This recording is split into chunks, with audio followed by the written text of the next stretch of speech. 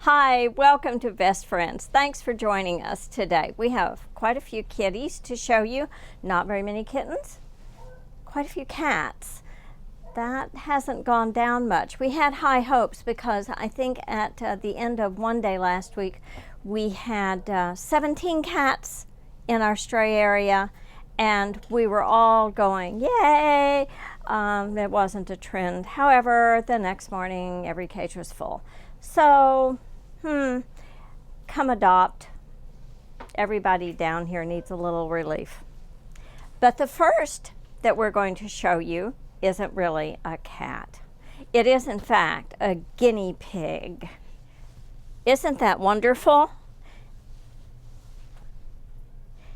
It is a guinea pig. It is a lovely, curly guinea pig. Show them your face. It's rather difficult to tell which end of the guinea pig is which because it has this absolutely marvelous hair.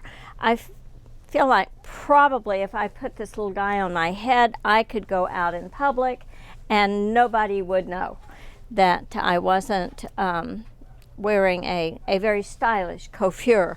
Look at this. He just an absolutely adorable guinea pig. These guys have so much personality. You just don't realize it because they don't change expression much. You know, when a dog is displeased with something, you're aware of it. You can see their mouth curl or their lips curl or their ears prick or any of those kinds of cues. But with a guinea pig, you don't have that. You have to be more aware of body posture and understanding what's going on that way. I have had friends who had guinea pigs who followed them around the house pretty much like any kitten or puppy would do, and greeted them at the door when they got home from work. They are a wonderful pet. I happen to be rather allergic to them, and so I haven't had one for quite a while, but when my children were little, we certainly enjoyed our guinea pigs. This is a wonderful little male kitty from our Northeast County area. He has plenty of toes to go around. Actually, he could be a source of toes for more than one cat. He has a delightful personality and a lovely coat. This is a very discriminating cat. He's also very, very affectionate. And I believe I said he's about 3 years old. This is a gray tabby bicolor. It's kind of interesting. The gene for spotting like this is actually a masking gene. In one of our recent animal magazines at the shelter, I hadn't realized that. But what the white does is mask out the gray tabby in certain patterns. He's on his way over to visit with the rats, but foiled again. This is Boomer. Boomer is a tuxedo, a black and white tuxedo. He is a guy that gets along well with other cats and with dogs and with people. And he's basically a kitten. his fur is that really nice medium length that doesn't mat.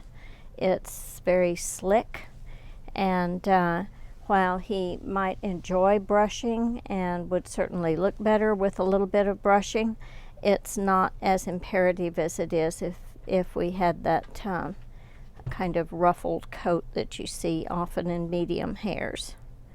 Very handsome boy. This is a beautiful little silver tabby. She came to us pregnant, and she had her babies in one of our foster homes. Did a great job raising them. She has a very distinctive little notch in her ear. Don't know when or how that happened, but it is something that would be a distinguishing characteristic. She's a very cobby little cat. You know, she has a very round little face and a solid little body. She has very short hair, and the tabby pattern is very light in her. She is just a sweet, sweet cat. Gets along with everybody. Our foster mom said that she was just a delight to have in the house. Yeah. And she is very interested in meeting the rats. I don't know what would happen after she met them, though, and so we're not going to go there. This is another beautiful little silver gray bicolor tabby. Also, this one, hey, you've got a mouse problem, this is the cat for you. This one is so focused on those rats at the end of the counter that I could barely hold on to her. She has a very unusual patterning with the white dots running through her gray coat. Just a very comfortable little cat.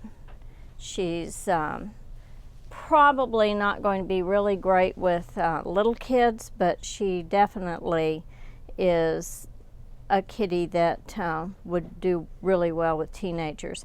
She is a little on the, should I say, she's not exactly shy, but she is kind of skitsy. If there are loud noises or anything like that, she's going to be gone. So while she really does like people and enjoys being around people, she's kind of self-protective. Wary maybe would be a good word for her, but still a great cat, and prey driven. So birds would not be a good thing to have with this cat. Small mammals like rats or mice, hamsters would not be a good combination with this cat. But if you have a household that doesn't include that sort of thing, then I think she'd be a super choice. Very playful. Loves toys. Anything that will roll is going to be a happy thing for her. Right? Yes, that's what I thought too. Love that nose. It's very cute. This handsome boy is one of those kitties that we describe as bomb-proof. If you have small children in the home, no problem. If you have a dog in the home, it's fine, as long as it doesn't typically eat cats. This would probably be a great kitty choice. Terrific personality in this cat. He's very loving, not afraid of much of anything, and kind of just a delightful guy. Loves human attention. Probably loves any attention. Has a beautiful coat, and the markings on his face are absolutely unique.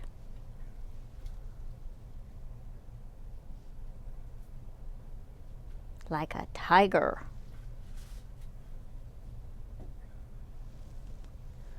What a handsome, handsome boy. The neutered male.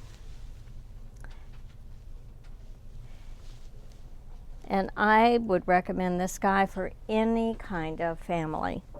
But a family that loves him and wants him to stay inside would be best, because this one has no fear.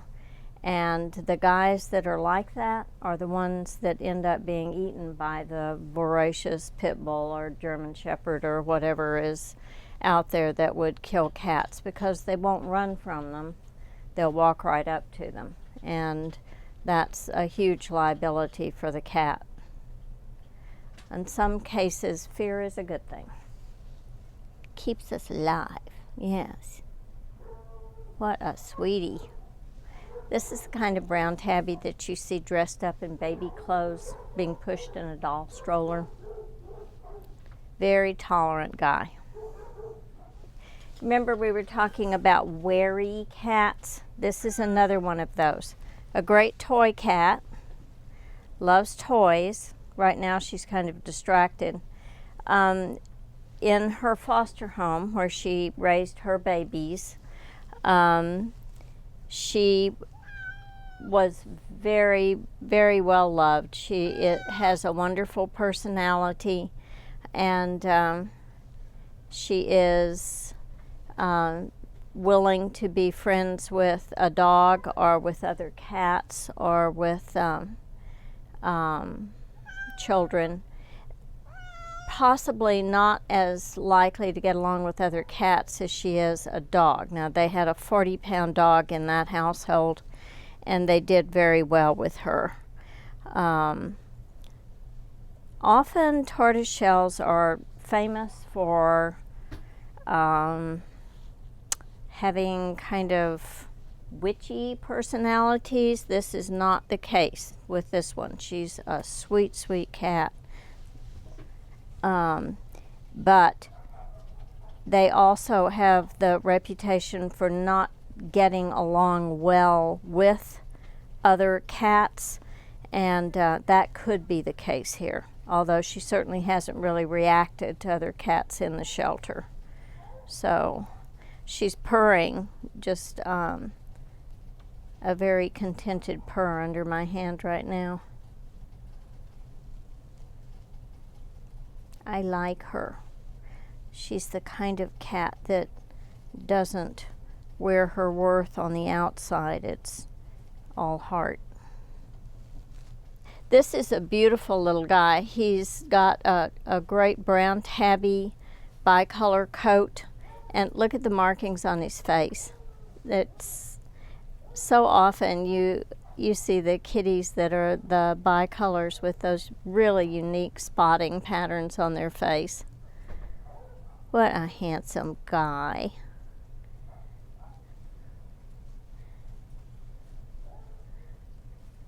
He came in with some really serious ear mites and other stuff going on and was extremely thin, but he has recovered and has good muscle tone and a great body weight now, and has survived the ear mite plague. We have evicted all of them, and now he has that great tabby personality, and hasn't lost his sense of humor through all of this, so we really appreciate that. It's hard on a cat being here, especially if they come in with some kind of thing going on that needs to be addressed, because it takes time to put on weight and to recover, and that's just part of it. So a cat that can keep its sense of humor about it and put up with us messing with it is always one that we enjoy having. Just because a cat isn't happy with us certainly doesn't give us any reason to feel prejudiced against it in any way. That's not the case. It's just that what a joy it is to have a guy like this. And he'd make a great pet. He really will. This handsome marmalade tabby is really into his catnip. Loves catnip. would carry off the entire supply if I gave him the opportunity for it. Lord knows what kind of personality changes we're going to see here in a minute, but he's very focused. He came in with such awful worms and other parasites that it's taken us quite a while to get rid of them. And, again, like the last cat we were talking about, has just maintained his demeanor and has been friendly and loving and a head nudging purr guy the whole time, which is so nice. He's just such a handsome boy. A very, very solid cat, too. Definitely one that is probably going to grow, and as he puts on weight, he's just going to turn into a fur-covered chunk. Yes.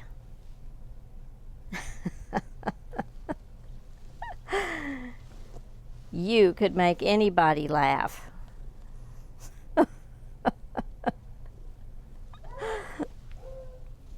Well, stick with us and join us over in our dog adoption area. All of the cats that you've seen today are currently available for adoption. By the time you come to see us, chances are we'll have a totally different crop of cats that will also be available for adoption. If you're looking for something in particular, you can go to our website, which is www.joint Animal Services. Sometimes people forget about that title, the Joint Animal Services, and just look under Animal Services, and heaven knows you may end up with a shelter in New Hampshire. I don't know. But under Thurston County, you'll see Joint Animal Services, and that's us. We have a great interactive website, and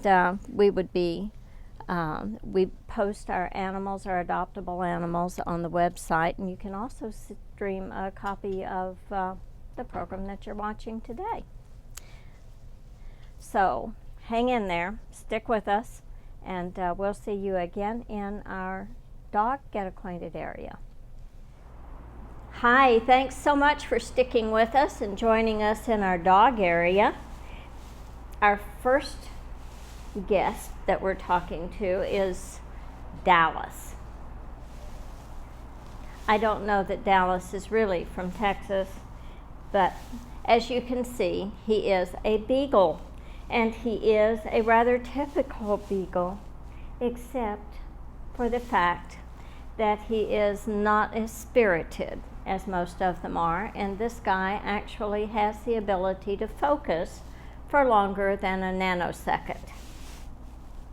At least I think. He clearly is food motivated because he is a very chunky beagle, and he does have some rather interesting pads of fat in his lovely little body, which, who of us doesn't at this point? So it's okay. Dallas is about 5 years old, and he was owner released to us. I don't know what the reason was for that, but I doubt seriously that it had anything to do with Dallas's personality. He has lovely markings. I love the black eyeliner. He looks like an Egyptian beagle, a Nefertiti beagle. Anyway, this little guy is probably a decent dog if you have family that is young. He does need to be a little more physically active, and so that wouldn't hurt anything at all. And I don't know how he is with cats. That's something that we would want to evaluate if you have a cat, and it's certainly easy to do. We have lots of cats here, and it works pretty well. So if you're interested in a beagle, Dallas would love to have a new home. This is Cash. Cash is 9 months old, currently unneutered. Of course, that will change. And he is a hound, well, maybe a beagle lab mix. He's here with his brother. While these dogs have quite a bit of potential for an owner that's willing to take them through training and help them focus, fortunately they're pretty food motivated, and that's a good thing. I would definitely separate these two. If you want to get their attention, you just about have to. They have probably had some socialization. They like people. They aren't particularly fearful of new situations.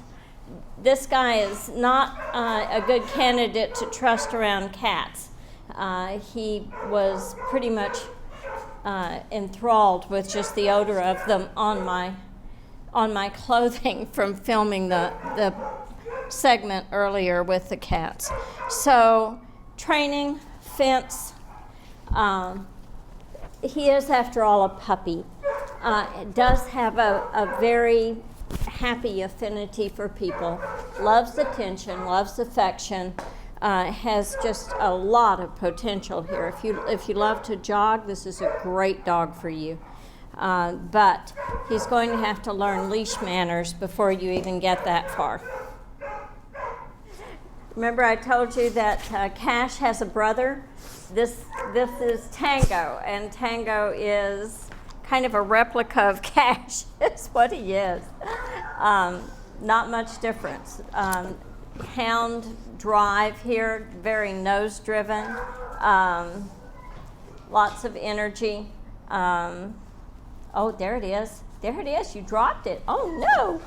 Very friendly, pretty tolerant in terms of messing with him. You can hold on to him and run your hands everywhere, and he's just fine with it. When people adopt a dog, you hardly ever get something with no history. It's what you're looking for is something with the potential to be what you need in a companion. And this guy has a lot of it. I really appreciate the fact that they are so willing to be happy with human affection and human holding. The energy is just part of being a dog, and that's a good thing. This guy is probably going to be able to clear a 5-foot fence if he wants to, but he's also going to be a dog that probably enjoys kids. They're pretty food driven, so they're going to be reasonably easy to train, but they have to have a human that's willing to invest the time to do that. Yes, I know. Wasn't that fun? Yeah. Oh, what a handsome lad. Yeah. This one I think is a little bit softer than his brother.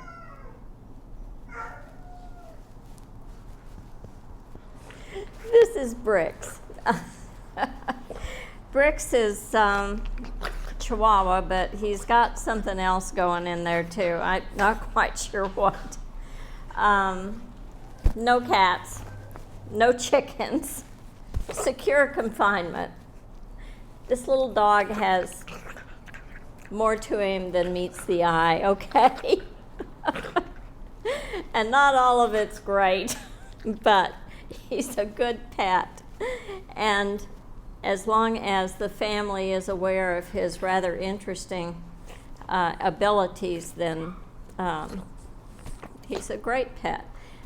Also, probably no children under about 10. He's not real good with little kids. Anything that moves very quickly or could be intimidated by chasing probably wouldn't be a great combination with this dog. Now, for older kids, I think he'd be great. Even if you have an apartment, I don't think this would be a great dog for you because he's easily bored. And if you are gone and he starts barking with your proximity to your neighbors, that could be a problem. He has a heck of a lot of energy he needs to burn, and he's not likely to do that with just even a secure yard. He's going to need some focused exercise, like with a human, and I think he's just funny. He has a terrific sense of humor, and for a small breed dog, he's really kind of smart. We see brilliant dogs all the time, but he's smart in a very doggy entertainment way. So, with that in mind, he's a cool guy. And I think that you would enjoy him if you know what you're getting into. He's easy to take care of, too. You could bathe him in the kitchen sink. He's not big. No. Okay, this dog will wrap up our presentation for this month. Thanks so much for joining us. We love having you. Please stop by and visit with our pets. Even if you're not interested in adopting right now, it may be that you know somebody who needs a companion in their life, and you could help them steer this way to find the perfect pet. Okay, maybe not perfect, maybe the fixer-upper pet. You end up with something better than you'd planned. Thanks. Stay safe. Hey.